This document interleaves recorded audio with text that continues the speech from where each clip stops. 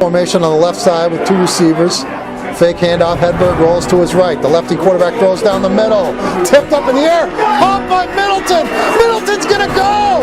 Gonna keep himself right up the middle, off a block from Torrey. It's across the 15 to the 10, still on his feet. 5, touchdown, what a move! There goes Connor Moore! He's gonna be gone! There he goes! Eric Fairweather is gone! 29 yards away. It's blocked! It is blocked! Is on the way! It's good! At the 5, Sullivan is in the end zone. Touchdown. Plymouth. Straight back, looking to throw long. Looking for Gallo. Caught it! Touchdown! That looks to throw, fires left side, complete to McDonald. Touchdown, Portsmouth. Running in. He's gonna, and he gets in on the dive. Brendan McGinnis did it with his legs. And that's it. The time will run out. And a crazy game has survived. And this time it's good. And what a ball game.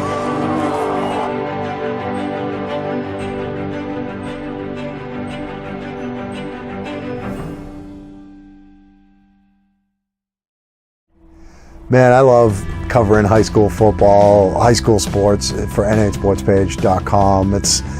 It's been a fun ride over the last 5 years doing this, and I've covered a lot of different teams, a lot of different games, whether it's the big schools like Pinkerton or the small schools like going out to Monadnock or a place like that in Division III. It's just interesting to kind of see the players, the coaches, and how the communities and the fans, the student bodies are a real awesome part that I like, especially in the playoffs. They really get into it, and there's all the build-up, I'm sure, at school during the week and the pep rallies, and then it culminates with the game, usually playoff time game beyond Saturday afternoon. I think what I love most about covering high school football, and we do as a group, is when teams kind of come out of nowhere. And you see, a great example is Goffstown, that team winning the Division I championship, their first ever in school history. You see people coming to those games that probably had kids play 10, 15 years ago, maybe even 20 years ago. You see players that played 15, 20 years ago going to the games. So there's just something about community for Friday nights or Saturday afternoon. There's just something about it, just getting the entire town together, especially when there's a team that's having a special kind of year. And we're lucky enough doing what we do to see a lot of teams that have those kind of seasons. So one of the great things about high school football in New Hampshire is, if you go to 3 different games in 3 different weeks, you can see 6 different complete styles of play. You can see somebody running an old-fashioned wishbone. You can see no running backs and 5 wideouts in a spread. You can see a defense that uses 5 linemen. There's so many different ways to play football now. When you watch the pros, you watch college, everybody's kind of the same. High school, you can see anything. T formations, you can see an offense from the 40s taking on like a 2010 offense. It's fantastic. And it all, certain schools get certain reputations for playing a certain way. Like Plymouth always runs the double back set, the veer, whatever you want to call it. They always run the ball a lot. Portsmouth, especially, over the past 9-10 years, they're famous for, never huddling, throwing the ball a lot, spreading you out, things like that. So when 2 teams like that clash, it can be a whole lot of fun. I think football can create a camaraderie sometimes that can be very different and very special than other sports teams. And I think that's because of the physical nature of football. You really feel like they're going to war every week with their teammates, and that creates a lot of tension and drama, and especially joy for the winning teams. And you definitely see that come across in our post-game interviews with Dave and Justin and Pete, surrounded by a bunch of high school kids, and me and John kind of trying to squeeze in, surrounded by all these kids. But it's awesome. It's really special, and it's really what I love about high school football.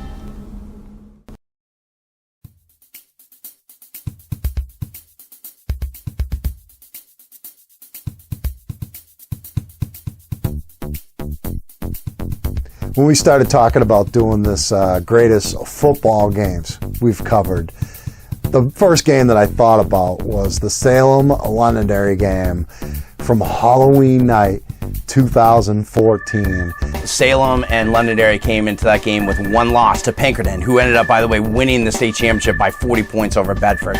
So you could argue right now, and I would argue, Londonderry, the winner of that game, Londonderry-Salem, was the second best team in the state that season, but they played in the same division and they were stuck, the same conference, they were stuck in that bracket. Remember, the Salem-Londonderry game was really important because the winner of that one, you know, all the tiebreakers, who knows, I can't do math, but it was pretty much assured, I think, that the winner of that one would make the playoffs and the loser would not, and both teams were really good. Both teams were playoff caliber teams going into that one.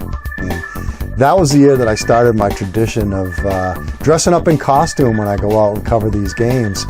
And for that night, I remember I went as sort of, I guess, a hockey goon. You gotta talk about Pete. The mullet, I would never get out there. The last time I dressed up for Halloween, I was Teen Wolf, so that tells you how long ago it was. But Pete gets out there with a mullet, and he's standing in the middle of people. And the best part is, if you're there with him, is that he shoots it on, you know, and he looks like some sort of character actor or wandered away from the theater. But then he's walking into the crowd and walking up to the press box dressed with his mullet and his hockey shirt like he's headed off to a Monarchs game. It's Pete. That's why he's the best. Business in the front, party in the back, and that's exactly what this game is about. We actually covered Londonderry in the opener that year. They had, Jen and I covered them. They had a really good opening win at home against BG. And I remember that game because I knew that day, for two things about that game. One, that Londonderry was instantly a contender. And two, Dennis Bishop swore in the post-game interview. I just saw the opening grass and I just ran. I just ran. I mean, this game was a good game. That was an Eric Fairweather-led Londonderry offense. Michael Ryan, no, it's a fake. Fairweather up the middle. There he goes. Eric Fairweather is gone. 47-yard touchdown run by Eric Fairweather. And Londonderry strikes first. They had a really good running back by the name of Dennis Bishop, who broke many long runs in that game. Bishop got through the hole, breaks a tackle. He's in the opening. Across the 20, taken down by Holmesy at the 10. And Salem, John Saratani was the quarterback of that team. 7 for Salem, Sabanda in motion. Saratani throws it left, wide open, Shumsky, touchdown, Salem. You know, they had running back Johnny Bartos. Down, in motion, Shumsky. Handoff, Bartos up the middle. He's in for the touchdown, Johnny Bartos. Austin Holmesy was a tremendous tight end for that team. In motion, there's Sabanda. There's a throw over the middle. It's complete to Holmesy at the 20, the 25. He's got the first down. Holmesy up the left sideline. You know, another player on that Salem team was Charles Sabanda, who, those of you watching this video now, you probably know his little brother Josh Sabanda, who's a great running back for Salem. Well, that team, Charles Sabanda was one of the playmakers on that football team, and you know, he made a lot of big plays in that game for Salem. Into Lancer territory, still on his feet, dragging tacklers inside the 40. You know, just watching the highlights and reading Twitter and getting updated on the game, it seemed like it was a really back and forth affair. There were big plays. Saratani on the backside. The pass is batted down and picked off. Intercepted by Londonderry, taking it back with Saratani riding on his back. There were turnovers. Fairweather kept it. The ball's loose. It's a free ball. Salem, I think, pounced on it. You know, it was wild. Fairweather is he's just a football player, you know, still doing it at St. Anselm's right now. He made some big plays running the football. He's so tough, he finds a lane and then he doesn't go down on the first hit. But the play he made in that game that I remember is the throw to Jimmy Nee.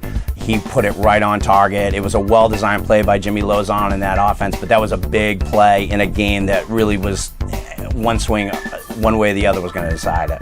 Down the left sideline, Nee racing out, everybody to the end zone, touchdown.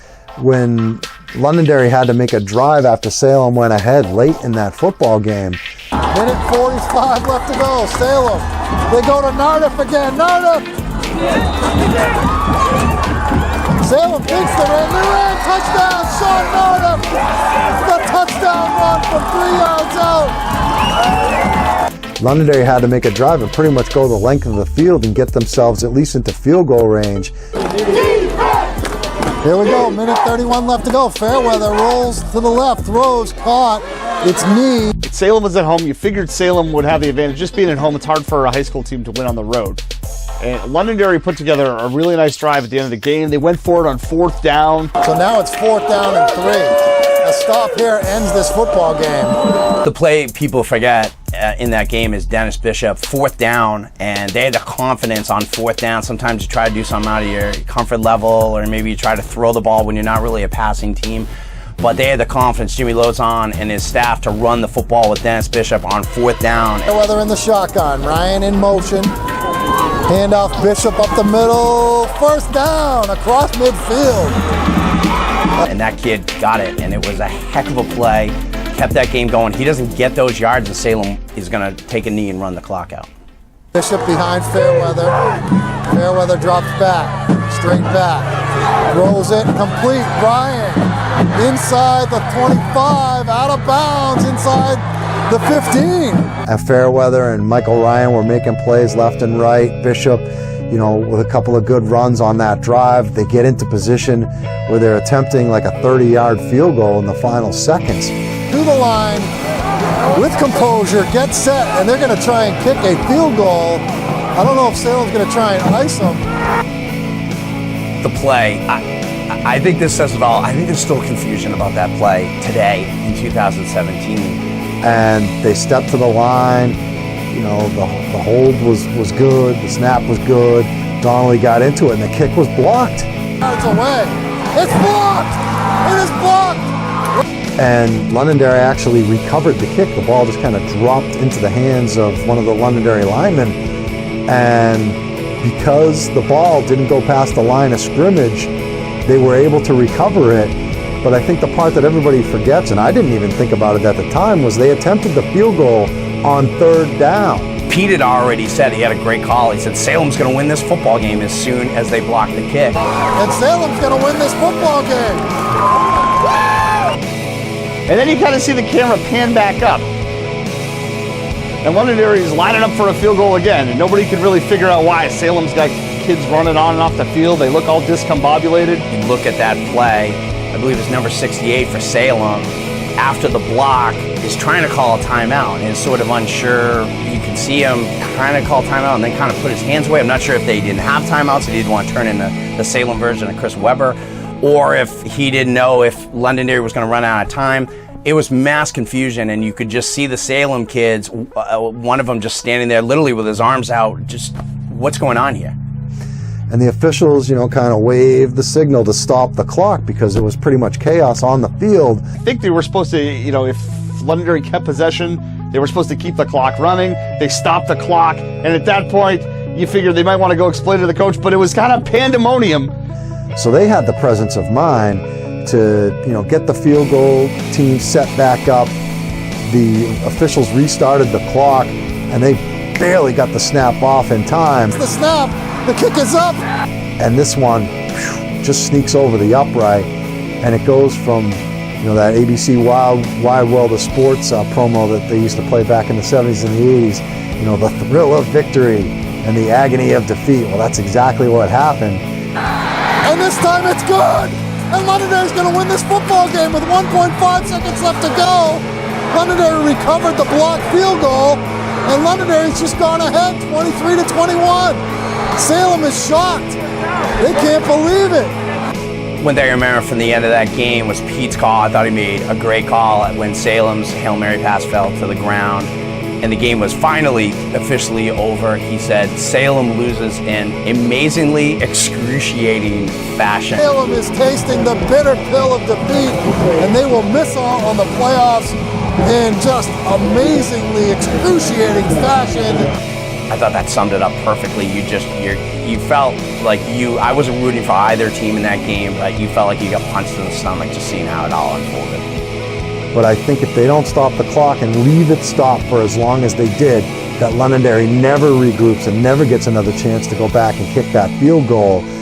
And, you know, Salem, I think, has a legitimate beef there. So, congratulations to Londonderry. I mean, for the execution, you don't see NFL teams able to pull that stuff off.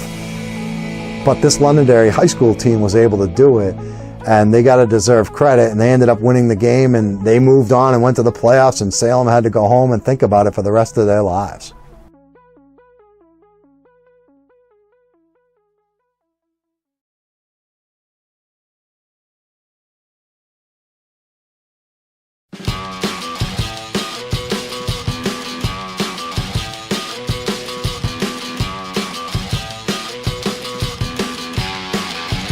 The 2013 championship game in the land of Lenihan, Portsmouth and Plymouth.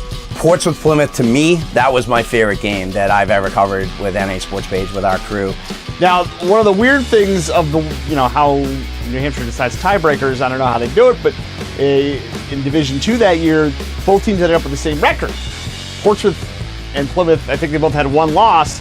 But the game ended up being played in Plymouth, even though they had the same records and Portsmouth had beat them during the regular season because of whatever points, blah, blah, blah. I don't know. I'm not smart enough to figure these things out. But the game was being played in Plymouth, and it was Chuck Lenihan's last game. If you've never been to a game at Plymouth High School, I highly recommend it because it is a beautiful atmosphere, especially in the fall. And it's just so picturesque. When you're on top of that hill and you're kind of looking out into the mountains over the field, I don't know that you're going to get a better view, a better background, a better backdrop than you do at Zulius Field. And then when you factor in all the tradition and the history, the now 21 state championships that the Plymouth Bobcats have won. It was just sort of one of those perfect days for football in Plymouth. It was cold. I'm not big on the cold. There's a reason I quit skiing when I was a little kid and started playing basketball. McIsaac dressed like he lives in Mystery, Alaska. I don't like the cold. So we found a library and we were able to have a vantage point of the entire field.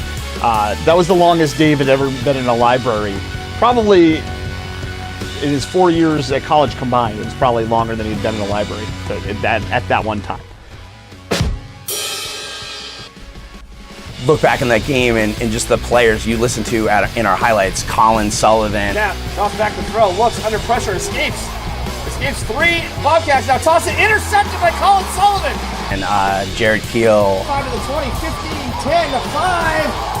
Throwing the sidelines and out of bounds, I believe, at the 5-yard line. Jared Keel. It was Jared Keel, yeah. Kyle Reeser. Back in the backfield. Not alleging a conspiracy yet. That'll be later. Fedor in trouble and tries to escape. He's brought down for no gain. Kyle Reeser.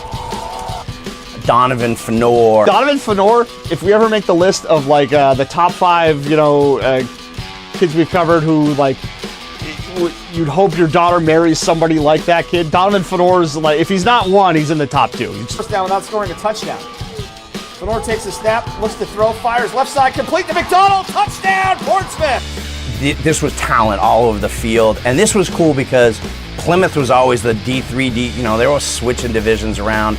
And Portsmouth had won the Division II title earlier. Plymouth had won the Division III. So this was sort of a matchup of programs that you weren't usually going to see each other, but they knew each other. These coaches were familiar with each other, and it made for a really interesting, a very intriguing championship game. There for the contact lenses. Hand off to Thomas, this time left side, and he scores through. He's across the 15 to the 10. 5, touchdown, Plymouth. Missed tackles. Those Plymouth kids, every year in the Chad game, the coaches always say they're just a pleasure to coach. They're just so well schooled. They still are to this day. And we got to know these kids. Colin Sullivan, I got to know him and his father really well. They just made play after play after play. Tight ends on the left side, 2 backs in the backfield, handoff off left tackle. Big hole for Thomas. Escapes a defender. He's going to go into. No! He's brought down at the 1-yard line. Trying to the far side, trying to get their team in. It was first and goal. It's Sullivan right up the middle. Is he in? Yes, he is. Touchdown, Plymouth. Then you could just see when they needed to make a play, they executed. That's what those Plymouth teams do. They always execute. That year, Fedor kind of put on a clinic stiff-arming people. He would posterize guys by stiff-arming them. Side. Fedor back to throw on 2nd and 7. Dances in the pocket, tries to get outside. Stiff arms the man. He's got the edge. He's got the. He wasn't just your typical quarterback running when the ball is quarterback running. We just have to tap him and he's down. He was a really tough runner, and he had one run in particular. I think he made it 14-7 Portsmouth, where he kind of made a shake and bake move on a guy, and took it to the house for the touchdown, and you can kind of hear me go nuts at that point. It's across the 15 to the 10, still on his feet. 5, touchdown! What a move by Donovan Fenor at the 5-yard line to get into the end zone. Mikey Tor was huge in that game. He looked like, I mean, I'm a Notre Dame fan, if I never mentioned that. And so he reminds me of Jerome Bettis. He looked like the bus that day, just like a big kid who was really quick on his feet. He was really tough for those guys. And he was he was the one guy that Plymouth couldn't stop him. Fenor was making plays on third down over and over again, but Mikey Tor was the one grinding out the yards. He was a real problem for him. Backfield with Fenor, takes a snap, grabs it with one hand, drops back to throw, sets up the screen, complete to Tor. Tor cuts it back to the inside, across midfield to the 45, to the 40, to the 30. One man to beat, and now he's going to be wrestled down at about the 17-yard line. Once again, Mikey Tor. What happened in that game that I remember is Mikey Tor started fumbling, and that became a huge issue. He fumbled one time right down in the red zone. Takes the snap, hand off Mikey Tor off right tackle. He didn't get there. And the ball's out. Who's got it? Plymouth comes away with the football. Oh my. And I believe on the day he ended up with 4 fumbles. And I felt terrible for the kid because he was working his butt off. He's carrying piles of tacklers with him at times.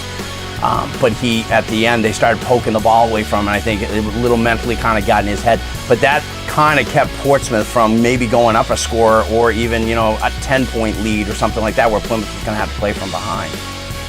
When the ball was fumbled and picked up by Plymouth, and the ball turned brought down to the 33-yard line. It was Justin Robinson who came away with the fumble, but it's academic because we are going to go to overtime. The game, it was tied at the half, and ended up going to overtime, tied at 14. And both teams, I think, if I remember correctly, both teams scored in their first drive of the first half and of the second half. And then that was, then it was a stalemate after that. So the game went tied at 14. It looked like Plymouth had taken the lead. But their first touchdown was called back. Our man goes in motion, back switching places in the Plymouth backfield. Sullivan rolls out to the right. He's got a lot of running room. Flag down. No. He's in the end zone, but a flag is in the backfield. This is coming back. Pancake block, number 50 for Plymouth. Pancake block from behind a Portsmouth player. It's going to be a penalty and a big one. First and goal from the 26. You say that to somebody from Plymouth, they're going to smile. You say that from somebody in Portsmouth, and they may throw a drink in your face. But that, after the penalty, there was a pancake block that I called out. There was a huge penalty in overtime. How's Plymouth going to respond? Well, they scored in 2 plays. Tight ends on the left. Sullivan drops back to throw. Fires over to the right side. It's complete. Across the 25 to the 20, 15, 10. The switches spots on the line, and Sullivan will roll to his left. Sullivan, a lot of running room. Sullivan at the 5. Sullivan is in the end zone. Touchdown. Plymouth. Wow, what a great run by Colin Sullivan. And then that's 26 yards in 2 plays. Portsmouth has their shot in overtime. Hands it off to Tor. Tor up the middle, off right tackle, across the 5, blocked down there. He fumbled. The 5. Fenor, option play, looks to his left, now cuts it back inside, brought down for a loss at about the 6-yard line. Takes the snap, drops back to throw, looks, floats it to the right side. It is incomplete. Gavin Brickley knocked it down. Contact got there at the same time as the ball. 4th down. Here's the season right here. Portsmouth needs a touchdown to continue the game. Joey Ozier in the backfield. Fenor takes us. The last play of the game, it looked like Fenor got kind of flushed out of the pocket. I think I remember he ran to his left. It looked like he had a guy. He was under pressure. He threw it. It was just incomplete. And Plymouth won the championship. Is the Division II state champion.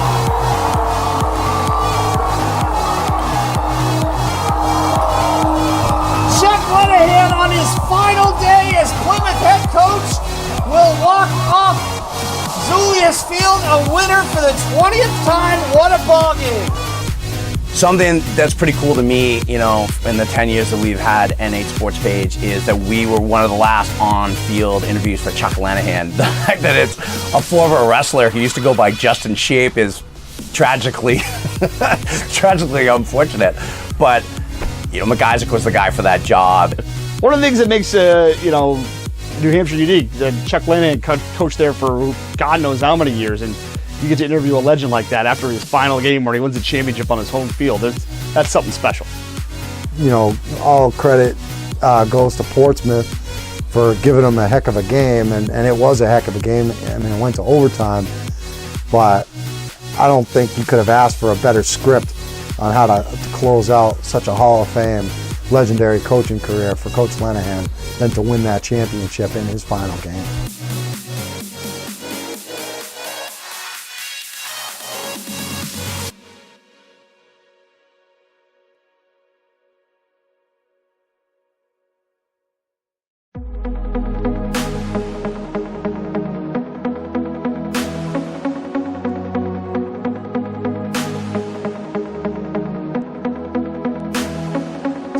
...2015, the year that my hometown Goffstown Grizzlies won their first state championship in school history, and what a ride that was covering that team. I remember, seeing them, and there was a lot of hope for that team after the 2014 season. So Goffstown Bedford, that was kind of the game everybody thought was the championship game. They just happened to be on the same side of the bracket in the semifinals.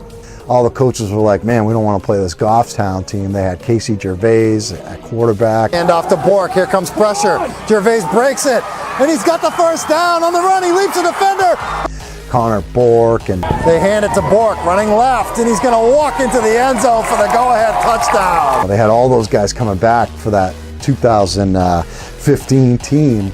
And there was a lot of hope and a lot of hype around that specific Goffstown team in the community. And you knew pretty early that was a special team for the Goffstown Grizzlies that year. The thing I remember about that game is the crowd and the anticipation of that game. Bedford and Goffstown are right next to each other, and Pete and I had done obviously the radio show as we do every Saturday morning, and just talking about the crowds and anticipation of how many people were going to be there. And Pete knew he had his section. Our friend Steve Fountain, the AD at Goffstown, always takes great care of us. But we knew that, it was going to be jam-packed. Where you're parking was going to be a big deal. And those are the kind of Saturday afternoons that make what we do, so much fun for us. It was one of the best atmospheres in terms of crowds and just emotion and intensity. But it had to be probably the worst camera shot in terms of where we were positioned. Poor Pete and John were stuck in the crowd. It kind of looked like the Blair Witch Project camera for John, because he's getting knocked around by people who are going nuts in the stands. I had filmed at Goffstown earlier that year when they actually played Bedford in the regular season, and it was, the same kind of struggle that John had. They just don't have enough room in their press box to accommodate us. And, over the years, I've definitely, contorted my body in weird ways and put some strain on my muscles, trying to get the best shot. But, that's what we do as camera people. And, regardless of the accommodations, we want to be at these big games, and, we'll do whatever it takes to get the best camera shot. And John did a great job that day. At around midfield, it's a high snap. Nordine's going to have to jump on it, and Bedford's going to get the football inside the 5-yard line. What a big turnover by the Grizzlies. Goffstown had a hard time long snapping the ball, is what I remember from the beginning of that game. They had two straight punts where one of them was low, and the punter had to go down, and once he took a knee in high school, you're down. And one of them he had to go high. Bedford scored on a touchdown run, and there's another high snap. Nordine goes down, and Bedford's going to get the football on the 5 again. And when he came back down, he had to take a knee again. So Bedford was able to capitalize on that. He to his left. Robert gets it. Fakes the handoff. Robert runs left to the goal line. He's in. Connor Robert, 3-yard touchdown run. The thing about Bedford, they had been to the championship the year before, and they ran into a really solid Pinkerton team. And in the years before that, they had run into a really good Portsmouth team in the finals, a team they had beat during the regular season. So Bedford was kind of, at this point, was the bridesmaid all year long. It looked like they were kind of, looked like this might be their day after those turnovers. The Connor Robert touchdown on 4th down was huge. It is short. It'll bring up 4th down, basically from the goal line here. It had been off of 2 costly turnovers by Goffstown. They had gotten the 2 scores, but I remember watching those highlights afterwards and saying that, Derek Stank at that point said, field goals aren't going to win this game. This is a Goffstown team that can put points on the board. We got to get as many points as we can. They went for it on 4th down, and it paid off for them, and they took that 14-0 lead over Goffstown. Back out there, under center, he's going to go forward. Is he in? Bedford touchdown. Connor Robert on the sneak. 13-0 Bulldogs. And all of a sudden, it looked like that magical dream season for Goffstown was, going to end in, horrific fashion for them. 14. Gervais with the snap. Gervais throws it over the middle. It's caught. Duval, first down. Duval leaps the defender. Duval to the end zone. Touchdown. Andrew Duval. What an individual effort by the sophomore. And Goffstown's on the board. It's 14-6. But luckily, they were able to right the ship and they put some points on the board. They had a touchdown and then I think a field goal right before halftime that made it 14-10. Here's a field goal attempt, 22 yards, and it's way high in the air. It is good by Sam Heidenreich.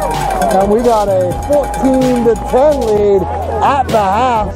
And then Goffstown really started to take control after that. Connor Bork just made plays all the time, all season long, and was the player of the year, deservedly so. But Franklin Castillo-Diaz was a kid who you would just see Casey Gervais find him when they needed third and long. Maybe they had a penalty, it was 1st and 20, whatnot. Justin Huff to have confidence that that was the guy that they would try to isolate on the outside, and he had a big game that day against Bedford, and really just a huge season for those guys at wide receiver. Andrew Duval really kind of introduced himself to New Hampshire high school football as a sophomore in that game. He had a couple of interceptions. Robert's going to roll to his right, looking to throw. Robert throws it down the field, picked off Duval. He also made some big plays on offense, catching passes from Casey Gervais. There's 3 receivers right, 1 on the left. Gervais looking for Duval, stops, makes the catch, and he's taken down.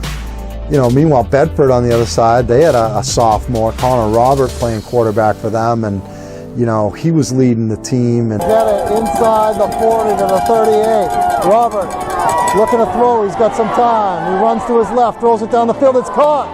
It's a first down. And it was just kind of a back and forth game. Goffstown, though, is able to get the lead. Bork shifts.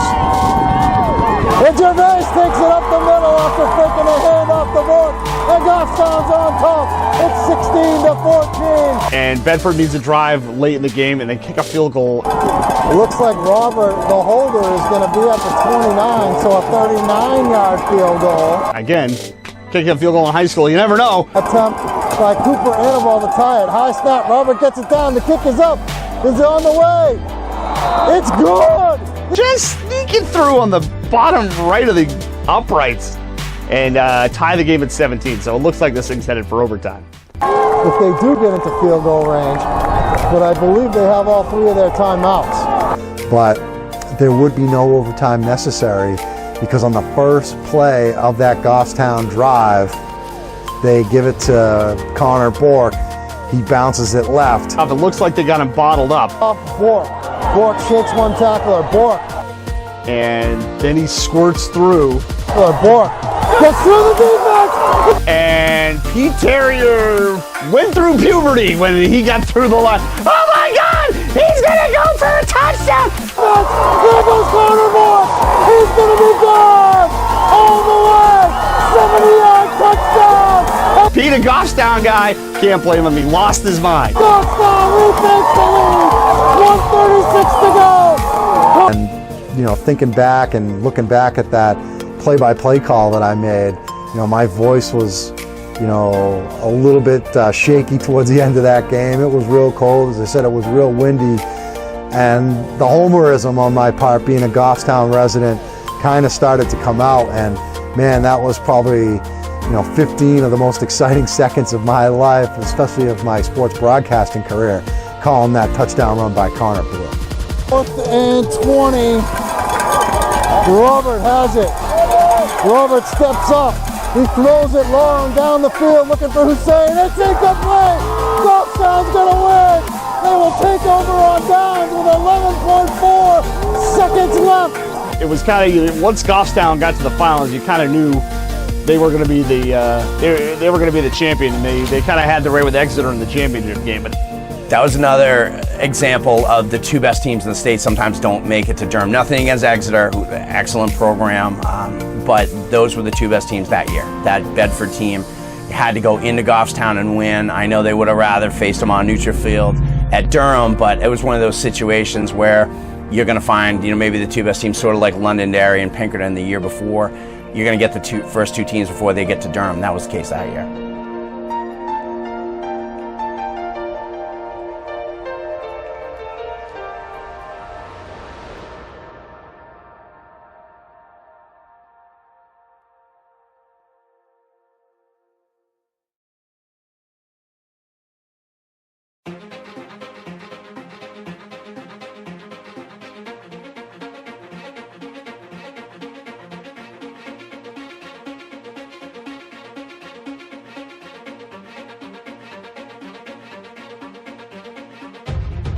So the Wyndham St. Thomas game, this was really an anticipated game. I think both teams were expected to be there at the end, and they were.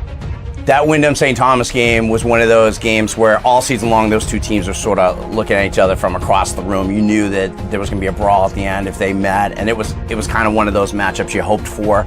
Both teams, lit up the scoreboard that year, and they did it in different ways. St. Thomas had that record-breaking season from Stevie Hedberg, their quarterback, the spread offense, throwing the ball to big receivers. They were just a juggernaut on offense. Back to the left of Hedberg. Hedberg throws it to the right. It's complete. And it's caught by Grunbeck, and he breaks through. Grunbeck's going to take it all the way for a touchdown. And Coach Kumba ran a lot of gimmick plays too, which was one of the things I loved about, or still love about watching St. Thomas, is they'll go into the bag of tricks early and often. Hedberg hands it off, reverse. Trevor Martin flips it back to Hedberg. Now they throw to Pollock on the right-hand side. Pollock across midfield. Wyndham was a team that, they could throw the ball too. They had a lot of weapons. Joey Frake. Running back is Joliker. McGinnis looks to throw. Frake caught it, touchdown! Joey Frake. Anthony Gallo at the wide receiver position. On Joliker and Bale. McGinnis back to throw, looking down the field for Gallo. Caught at the 15. Gallo breaks a tackle into the end zone. But they were known for their running game. Kellen Bale. They're rolling to the left with Bale in the hands. And is he in the end zone? Yes, Kellen Bale. Shane LaFond. The strangest start to a game as far as the clock and the officials. And here goes another big play by Shea. Down the left sideline.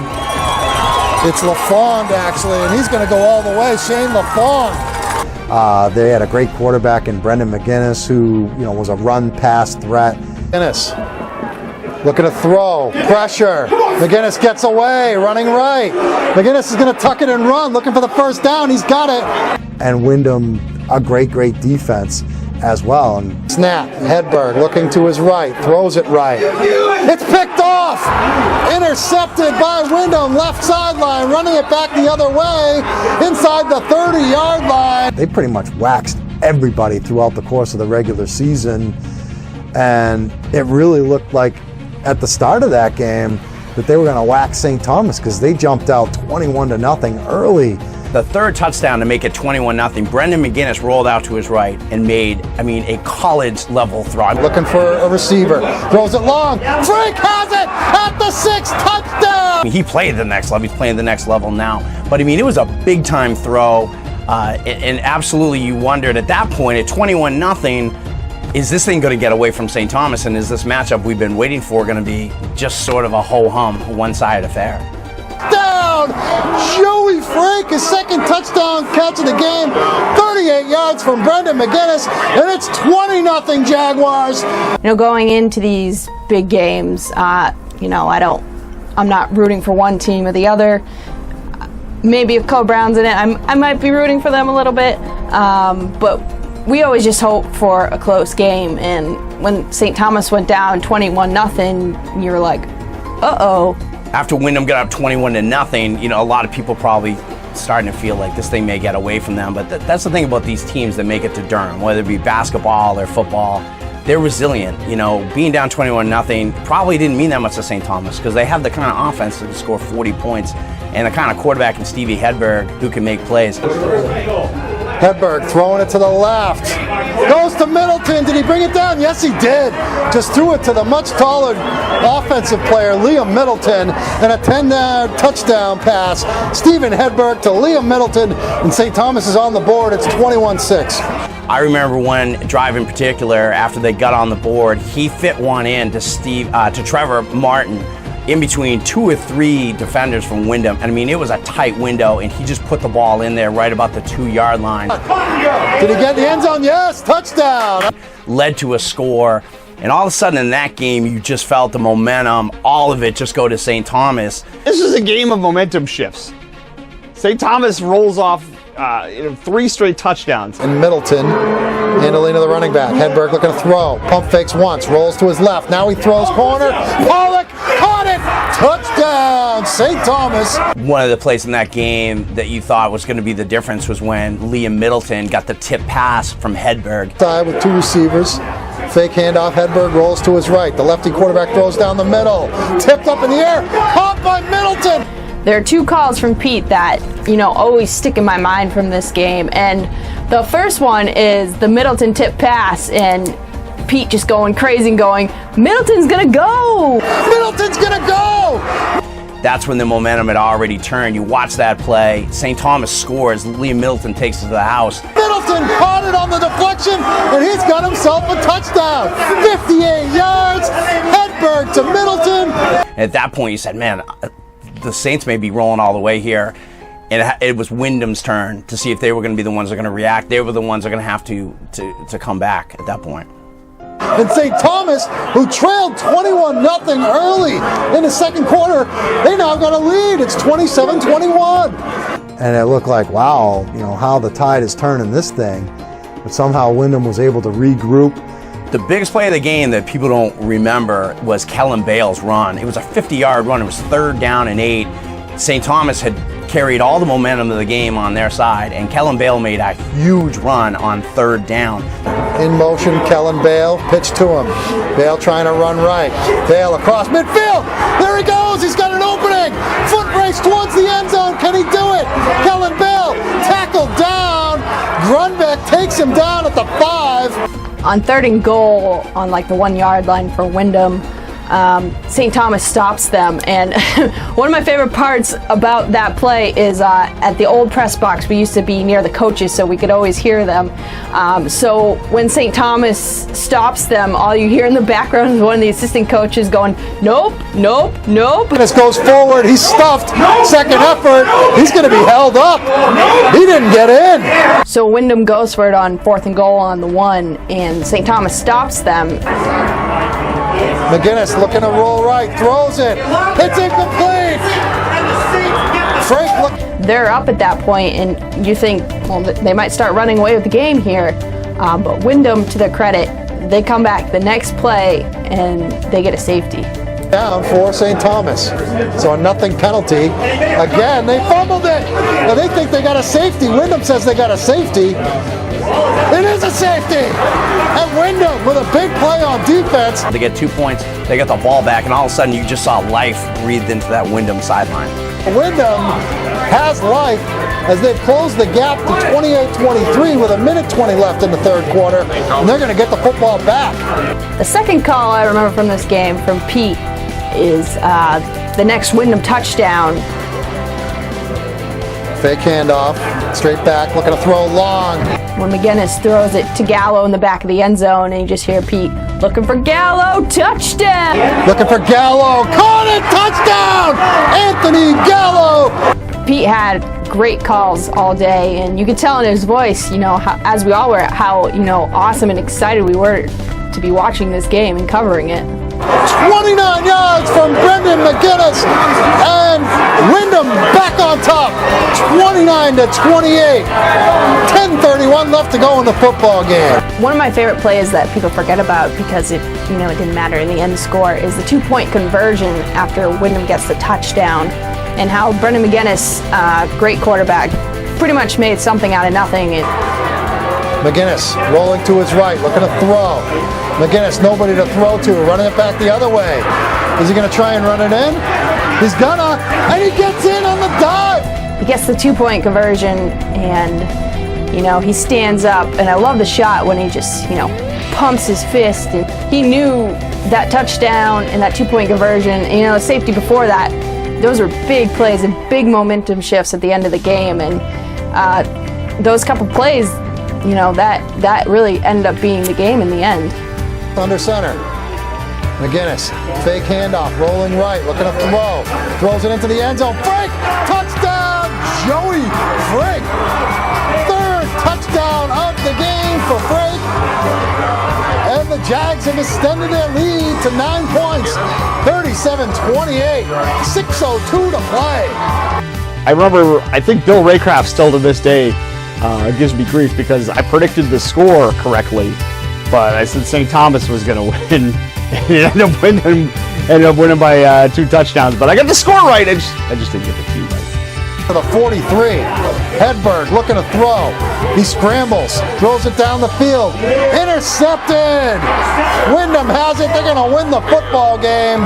Really, the thing that I remember most about that game is that McIsaac and I were doing the game on radio at that time, and Stevie Hedberg's dad was serving over in the military overseas, and he was listening to us. So that kind of bore a real responsibility. You know, McIsaac and I can wander off into conversations about anything from Star Wars to the Muppets. It doesn't get much more mature than that. But you have somebody's father listening to his championship game. That meant a lot to us, and it made him pretty special. And I know we heard feedback that he really enjoyed listening to his son, and Stevie Hedberg was absolutely terrific that day. They didn't get the win, but it had nothing to do with him. He was terrific that day.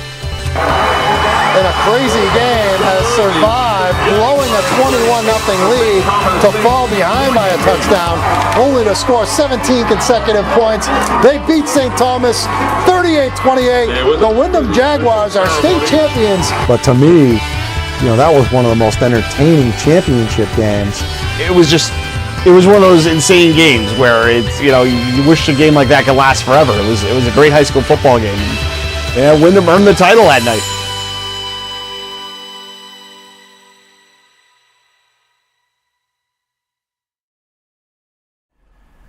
I really love the format that the NCAA has set up now, where you've got the 3 championship games all being held at UNH, and it's sort of, you know, we're going to start in August in the heat, and we're going to meet here at the end, all in Durham. And the thing that's cool about football for me is I love talking to the coaches. You know, with basketball, you know, there's some assistant coaches who play really key roles at certain schools. At football, it's every school, and you got a lot of guys. You have some coaches that they're the offensive coach, and some that just, they handle the entire defense for that coaching staff. So it's really like a group of people that you really admire and you really just enjoy talking to. And when I go to Durham, when we're there to cover these games, that's one of my favorite parts, is just walking around and talking to all these coaches, and some that made it there, some that didn't. But you know how hard these guys work, and they don't do it for the recognition. They don't get their names in the paper or on videos like this, but they put in so much time with these kids, and I always love catching up with those guys at the end. That's kind of one of my favorite parts. The relationship, and I think the statistics and the articles, it's special, and it means a lot to us, and we don't ever take it for granted. Let me take it from me. We don't ever take it for granted, where after the championship, Bedford is surrounding Pete and Jen, and Plymouth is sitting around me, you know, like I'm some guest speaker. And the same with the Stevens kids last year. It means a lot to us, and we are really appreciative of the relationship that we've earned with these kids, because, as I've said a million times, kids can smell phony a mile away, and with us, I think they know we've been there the entire way, and when we're there at the end, they make us a part of it, and that's really special.